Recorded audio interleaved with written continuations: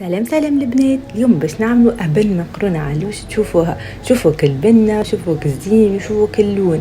يامي يامي على البنة. شوفوا التخشيخة ما شاء الله، جاتني بنينة بنينة بنينة بنينة تهبل.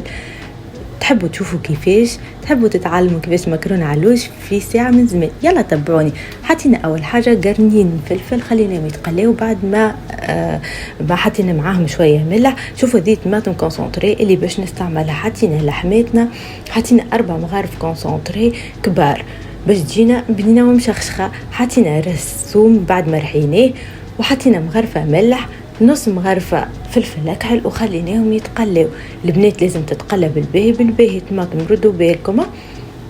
زدنا حطينا شطرة مغرفة هريسة عربي، وحطينا وريقة راند متاعنا، حطينا 3 مغارف فلفل زينة للي يحبها حارة، وخليناهم يتقلاو. ورجعنا خلينا يتقلاو ذوكم الكل لين يتخلطوا مع بعضهم ويوليو يتقلاو الكل. شوفوا البنات الطماطم تخليوها تتقلى لين تولي معاش طماطم هكا كونسونطري، تولي كل مفرقة يعني.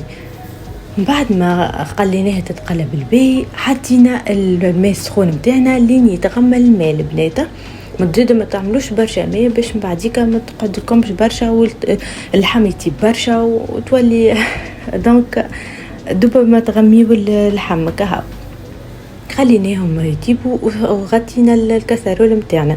هوني خدينا كعبه بطاطا وقشرناها وقسيناها طروف وزدنا خلطناها على الصوص نتاعنا اللي ديجا غليت ساعه غربه. شوفوا لهنا البنات الصوص نتاعنا بدات تقرفي زيده يا اخي. زدتها قرنين فلفل باش تسيبنا الحروريه والبنه نتاعو باش تطلع لنا فيه وحاو بنينه وريحتها بنينه. لهنا سي بون، طابت الصوص نتاعي وقرت زيتها وكل شيء طيب. اللحم الزبده، البطاطا الزبده، وقرت زيتها الكل. مشيت اسمط البنات مكرونه نتاعي وخليتها 15 مينوت.